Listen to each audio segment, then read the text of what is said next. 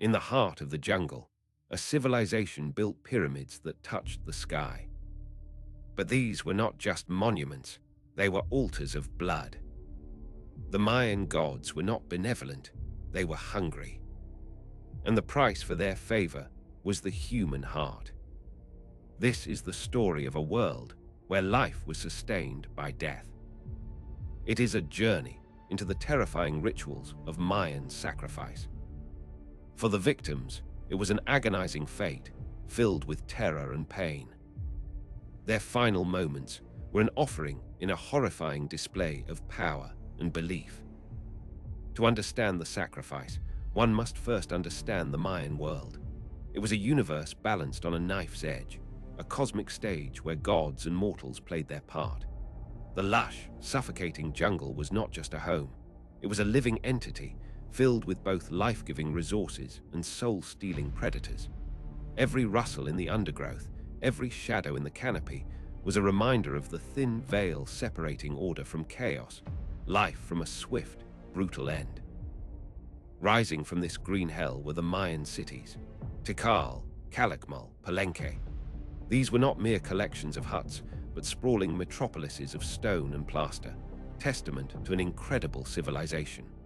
Their people were brilliant mathematicians who conceived of the number zero, and master astronomers who mapped the heavens with terrifying precision. They created a calendar more accurate than any in Europe at the time, all while surrounded by a world that could kill them in an instant. The Mayans believed their universe was cyclical, a series of creations and destructions. The gods had already failed multiple times, creating worlds of mud and wood that were ultimately annihilated. Their current world, the world of maize and men, was a precious, fragile gift. But it was a gift that came with a terrible debt, a cosmic obligation that could only be repaid in the one substance the gods craved above all else: blood. This divine substance was called Chayul, a life force residing within blood. The gods, having sacrificed parts of themselves to create humanity, were now weakened and needed constant nourishment to maintain cosmic order. Without it, the sun would fail to rise, the rains would cease, the crops would wither, and the universe would collapse back into primordial darkness. Every drop of blood spilled in ritual was not an act of cruelty, but a desperate act of preservation. And so, the grand pyramids were not just temples, they were cosmic mountains, conduits between the mortal realm and the heavens. They were built to reach the gods, to provide a stage for the most important transaction in the Mayan world. At their peaks, priests would perform the sacred rites that fed the divine, ensuring the sun would continue its journey across the sky and that the world would survive another day. The fate of everything rested on the rituals performed there. The victims of this cosmic duty were varied, but the most prized were the elites of rival city-states. Kings, nobles, and elite warriors captured in battle were seen as the most potent offerings. Their Chayul was strong, their sacrifice a powerful message to both the gods and enemy mortals. The capture of such a high-ranking individual was not just a military victory. It was a divine boon, a cause for elaborate and horrifying celebration. The cycle of violence began under the cloak of darkness, in the suffocating humidity of the jungle night. Mayan warfare was not always about territorial conquest in the modern sense. It was often about acquiring resources, and most importantly, high-status captives for sacrifice. Raids were swift, brutal, and terrifyingly silent until the moment of attack. Warriors, adorned in the guise of jaguars and eagles, moved like ghosts through the trees. For the inhabitants of a rival village or minor city, the first sign of an attack was not a war horn, but the sudden shriek of a dying sentry. Chaos would erupt. Thatched roofs were set ablaze, casting a flickering, hellish light on the scene of slaughter. The attackers were not interested in a prolonged battle. They sought to create panic, to overwhelm, and to seize their targets before a proper defense could be mounted. Imagine being a warrior, awakened by screams, rushing out to defend your home. You are met not by an army in formation, but by terrifying figures emerging from the shadows, their macuahuitl, obsidian-bladed clubs, swinging with deadly force. These weapons were not designed to kill cleanly. They were made to maim, to shatter bone and tear flesh, to disable an opponent for capture rather than grant them a quick death on the battlefield. Capture was the true horror, to be struck down, not into the oblivion of death, but into the terrifying certainty of what was to come. You are bound tightly with ropes, your wounds burning, forced to watch as your home is plundered, and your comrades are either killed or captured alongside you. The victors let out triumphant howls, their bloodlust sated for the moment, replaced by the grim satisfaction of securing a worthy offering for their gods and their king. The journey back to the victor's city was an ordeal in itself, a forced march through miles of treacherous jungle, prodded along by spears, your body aching and your spirit broken. You are a trophy, a walking dead man. The jungle, once your home, now feels alien and hostile, its sounds mocking your despair. Every step takes you closer to the stone pyramid that you know will be the last thing you ever see. As you finally emerge from the jungle, the sight of the city is both awe-inspiring and terrifying. Colossal pyramids and temples rise above the canopy, their white limestone surfaces gleaming in the sun. The scale is inhuman, designed to make you feel small and insignificant. This is the heart of the power that has crushed you, a city built on the bones of countless others who have walked this same path of doom. Upon entering the city, the captives are paraded through the main plaza. The populace swarms to see the fruits of the victory, to mock and revile the enemies of the state. Food, stones, and insults are hurled at you. It is a ritual of public humiliation, designed to strip away your identity, your nobility, your very humanity. You are no longer a warrior or a lord. You are merely flesh for the gods, an object of scorn before you become an object of sacrifice. The period of captivity could last for days, weeks, or even months, depending on the ritual calendar. You are held in a dark, cramped cell, perhaps at the base of the pyramid itself. The air is thick with the smell of fear, damp stone, and old blood. You are starved, weakened, and subjected to continuous psychological torture. Priests might visit, their faces hidden behind terrifying masks, chanting and reminding you of your sacred, horrifying purpose. During this time, the captive might be forced to participate in ritual ball games. But this was no sport. It was a grim reenactment of celestial battles or the captive's own military defeat. The captive team, weakened and demoralized, was destined to lose. The game was a theatrical prelude to the sacrifice, another public spectacle where the captive's defeat was celebrated before the final act of bloodshed. In some cases, captives were subjected to ritual torture before the final sacrifice. Their fingernails might be torn out, their skin flayed, or they might be bled with stingray spines. This was not random cruelty. Every act of pain was believed to generate potent spiritual energy. The suffering of the victims sanctified the offering, making their death even more pleasing to the gods. Their agony was a form of prayer. At the center of this world of ritual death were the priests, the arkin. They were not mere executioners, but esteemed members of society, intellectuals who were masters of the calendar, mathematics, and divine law. They were the intermediaries between the mortal and the divine, the only ones who knew the precise rituals needed to keep the universe from collapsing. To the populace, they were figures of immense respect and fear. Presiding over the entire ceremony was the ruler, the ahau, or divine lord. He was more than a king. He was a shaman, a living embodiment of the state's power, and a direct descendant of the gods. The sacrifice was his ultimate responsibility and his greatest display of authority.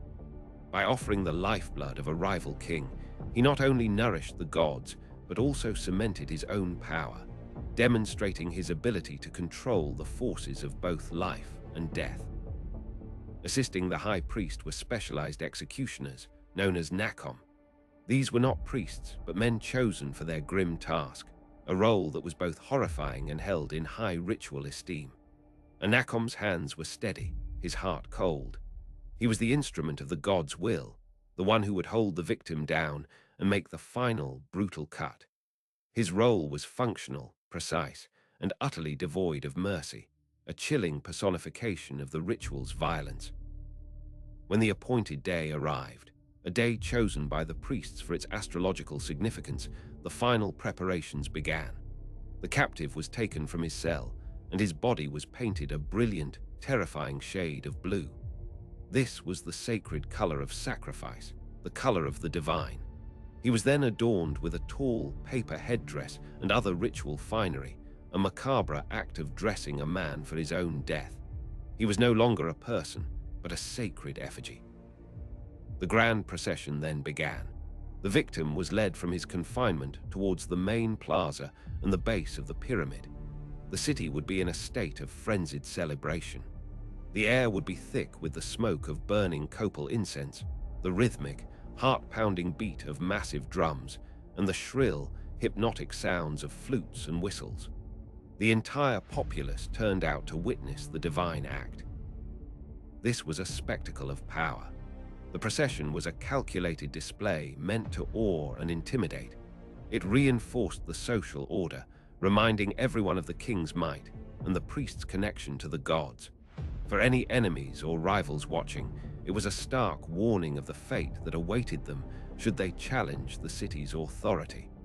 The victim's slow march was a living symbol of the state's dominance. As the victim reached the base of the pyramid, the full, terrifying reality of his fate would be unavoidable. The structure loomed over him, a man-made mountain of stone, its steps impossibly steep and narrow. He could likely see the dark stains of previous sacrifices on the stairs, a gruesome path laid out before him. The roar of the crowd below would fade, replaced by the pounding of his own heart, a frantic drumbeat counting down his final moments. Then began the ascent. Flanked by the Nakom, the victim was forced up the hundreds of steps. This was not a dignified climb. It was a grueling, agonizing struggle. His legs, weakened by captivity, would burn. Each step was a monumental effort, a slow, deliberate journey towards the sky and his own violent end. The crowd below would watch his small, blue form shrink as he climbed higher and higher, becoming a distant speck against the colossal stone. Reaching the top was not a relief, but the beginning of the ultimate terror. The world would spread out below him, a panoramic view of the city, the jungle, and the thousands of people who had gathered to watch him die. But his attention would be fixed on the scene before him, the small temple, the high priest waiting with his obsidian knife, and the convex stone altar, shaped to arch the victim's back and present his chest to the heavens. The air at the summit was different, thin, charged with anticipation. The sounds of the city were a distant roar. Up here, it was a strangely intimate affair. The victim, the priest, and the four Nakom all playing their parts in a sacred drama. The priest would be chanting, his voice low and guttural, invoking the names of the gods, sanctifying the space, and preparing the victim's soul for its journey to the underworld. There was no more struggle. The victim was seized by the four Nakom, one for each limb. They were brutally efficient, their powerful grips like iron vices. He was forced onto the altar, his back arched painfully over the cold stone, his chest thrust upward towards the priest. His view was now nothing but the sky, vast and indifferent, and the terrifying, masked face of the man who was about to end his life. The high priest raised the ceremonial knife. It was not metal, but flint or obsidian, a volcanic glass chipped to a razor's edge. In the bright sun, its black, glassy surface would seem to drink the light. This tool, known as a tar, was both a sacred object and a brutally effective instrument of death. For the victim, the sight of that blade, poised above his exposed chest, was the last thing he would ever see clearly. With a terrifying precision born of long practice, the priest plunged the knife into the victim's chest, just below the rib cage. He would cut upwards with immense force, severing the diaphragm and cartilage. The sound, a wet crunch of bone and tearing tissue, would be sickening. The pain would be unimaginable, a blinding, all-consuming agony that would obliterate all thought, leaving only pure, primal screaming. Without hesitation, the priest would reach into the gaping wound with his bare hand. He would shove aside organs, searching for the heart, which would still be beating frantically. He would grasp it, and with a final, violent wrench, sever the great vessels connecting it to the body. The sensation for the victim, still conscious in these horrifying seconds, would be a final, cataclysmic tearing from within. The heart, steaming and pulsating in the cool air, was then ripped from the body. The priest held it aloft for all to see, the ultimate offering, the most potent life force, presented to the sun god Kinish-Ahau. For a few terrifying moments, the victim might still be alive, his own eyes able to see his own still-beating heart held in the hands of his killer, a final, surreal horror before his consciousness faded into blackness. The heart was then placed in a ceremonial bowl, a chakmul statue, or sometimes smeared onto the face of a divine idol, directly feeding the god. The act was complete. The cosmic debt was paid. The priest, covered in the victim's blood, would stand as a terrifying figure of divine power, having successfully mediated the transaction between the mortal world and the hungry, demanding gods. The lifeless body of the victim was then unceremoniously kicked from the altar. It tumbled down the steep steps of the pyramid, a gruesome, broken puppet bouncing off the stone with sickening thuds. It was a final act of desecration, a message to the onlookers in the plaza below. This is the fate of our enemies. This is the power of our gods. The crowd would roar, a mixture of religious ecstasy and primal fear. At the base of the pyramid, the body was met by other priests or attendants. Depending on the ritual, it might be dismembered. The limbs could be taken by elite warriors or nobles, who might partake in a form of ritual cannibalism, believing they could absorb the victim's strength and life force. The rest of the corpse would be disposed of, its purpose served, its humanity utterly erased. While heart extraction was the most iconic form of Mayan sacrifice, it was far from the only one. Decapitation was also a common and potent ritual, especially for captives of high status or the losers of the ritual ball game. The victim was forced to their knees, their head pulled back to expose their neck. A swift, powerful blow from a flint axe or a specialized blade would sever the head from the body in a single, brutal motion. The severed head was not discarded. It was a trophy, a powerful symbol of victory and divine favor. The flesh would be stripped away over time, and the skull would be preserved. It would then be placed on a tzompantli, a massive skull rack erected in the city's main ceremonial plaza. This was a horrifying public monument, a testament to the city's power, built from the remains of its enemies. The tzompantli was a library of death, a visual record of the city's military prowess and piety. Each skull was a story of a captured warrior, a defeated rival, a life given to the gods. For the city's inhabitants, it was a source of pride and a grim reminder of the price of their security. For any visiting envoy from another city, it was the most potent and terrifying threat imaginable, a silent promise of the fate that awaited them if they became enemies. Another agonizing method of sacrifice was by arrow. The victim, again often painted blue, was tied to a wooden frame or a post in a public plaza. He was a living target. Priests and skilled archers would then take aim, not to kill him quickly, but to pierce his body with dozens of arrows. The intent was to make him bleed profusely, with his blood watering the earth as a symbol of fertility and nourishment. The victim would dance in a final, agonizing spasm as each arrow struck, a macabre performance for the gods and the assembled crowd. The ritual was symbolic of the story of the maize god, who was slain by the gods of the underworld. The victim's blood, like the divine blood, was meant to fertilize the earth and ensure a bountiful harvest. His slow, excruciating death was a prayer for life and abundance. The Yucatan Peninsula is a land of limestone with no surface rivers. The Mayans relied on cenotes, natural sinkholes that opened into a vast underground network of water.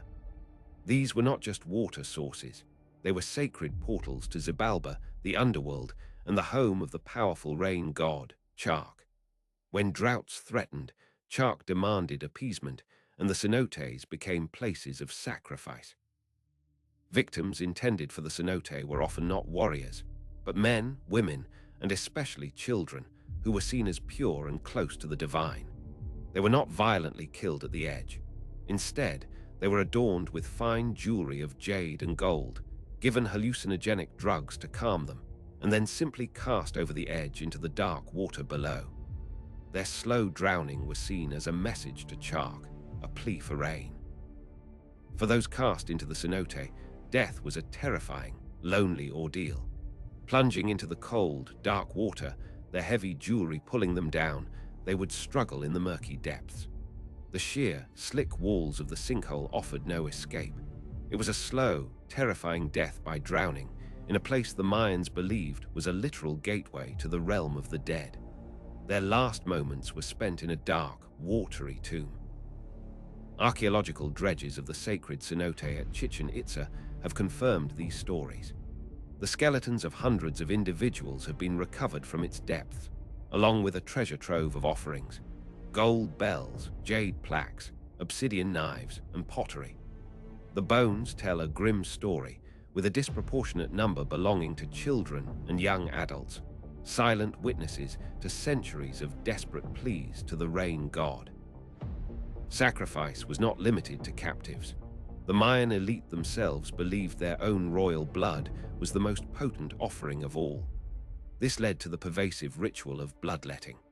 The king and queen and other high nobles would publicly and painfully pierce their own bodies to offer their blood to the gods. It was a demonstration of their piety and their direct, personal connection to the divine realm. The tools for this auto-sacrifice were terrifying: sharpened bones, stingray spines, and obsidian lancets. Men would pierce their genitals, while women often pierced their tongues.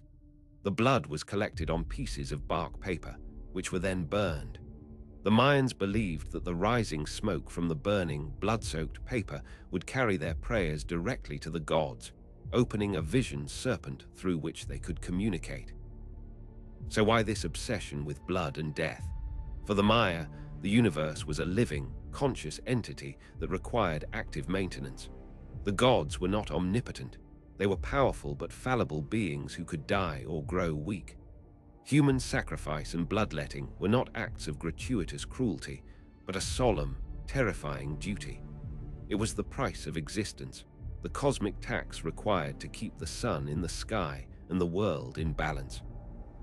The dedication of a new temple or a monument was a particularly important occasion that demanded a powerful sacrifice. A great king might be immolated to sanctify a new pyramid, his blood and spirit becoming part of the structure itself. Archaeologists have found the tombs of rulers deep within the pyramids, surrounded by the skeletons of their sacrificed retainers, servants meant to accompany their divine lord into the afterlife. Sacrifice was also a potent tool of political intimidation. A king who could command the sacrifice of a rival lord was demonstrating his absolute power. The public nature of these rituals was key. They were a performance of state power, designed to instill fear and obedience in the populace and to send a chilling message to neighboring cities. The blood on the pyramid steps was a visceral symbol of the king's authority and the deadly consequences of opposing him. The gods who demanded this price were a complex and often terrifying pantheon. Kukulkan, the feathered serpent, was a creator god associated with royalty and power, and grand sacrifices were made in his name. The reptilian Itzamna, another creator deity, also required offerings, but perhaps the most feared was the rain god Chark, whose favor was essential for survival in the arid Yucatan, and whose wrath could only be soothed by offerings in the sacred cenotes. How do we know such brutal details? The Maya recorded their own history in a complex system of hieroglyphs, carving the stories of their battles, dynasties, and rituals onto stone stelae and temple walls. These carvings often depict victorious rulers standing over humbled, bound captives. They explicitly show scenes of bloodletting and sacrifice, a clear and proud record of the acts they considered essential to their civilization. The few Mayan books that survived the Spanish conquest The codices also contain scenes of ritual. The Dresden Codex, for example, is primarily an astronomical and calendrical document, but it includes depictions of gods that hint at the sacrifices required to appease them. These fragile bark paper books are a rare window into the Mayan ritual mindset, a glimpse of the worldview that made sacrifice a logical necessity. The most vivid, and also most biased, accounts come from the Spanish conquistadors and priests who arrived in the 16th century. Men like Bishop Diego de Landa were horrified by the pagan rituals they witnessed. They described the heart sacrifices and skull racks in lurid detail, using them as a justification for their own brutal conquest. While their accounts are filled with religious outrage, they provide a chilling, eyewitness confirmation of the practices. In a great act of cultural destruction, men like de Landa ordered the burning of countless Mayan books, considering them demonic. This act of fanaticism wiped out a vast library of Mayan knowledge, history, and culture. It is one of history's greatest ironies that the man who destroyed so much of the written record was also the one who wrote one of the most detailed descriptions of the very culture he sought to erase. Modern archaeology provides the most concrete, undeniable proof. Excavations at the base of pyramids have uncovered mass graves filled with the skeletons of sacrificed individuals. Forensic analysis of these bones often shows evidence of a violent death. Cut marks on the ribs consistent with heart extraction, vertebrae sliced by decapitation, and skulls with trauma. The very stones and earth of the Mayan cities are soaked in the blood of their victims. Around the 9th century, the great Mayan cities of the southern lowlands began to collapse. The reasons are still debated by scholars, a combination of drought, endemic warfare, political instability, and environmental degradation. Some wonder if the ever-increasing demand for sacrifices, driven by desperate attempts to appease the gods during a time of crisis, may have accelerated the decline. A civilization sustained by blood eventually bled itself dry.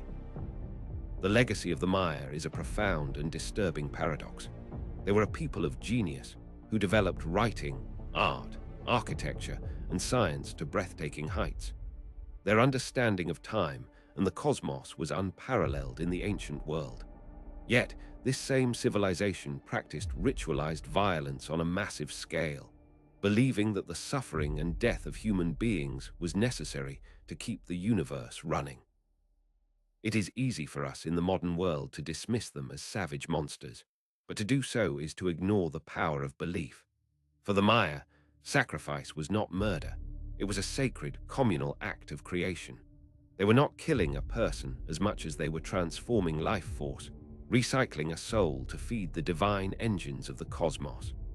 In their worldview, the terror and agony of the victim was a small price to pay for the survival of the world. Today, the pyramids stand silent, their bloody purpose long since ended.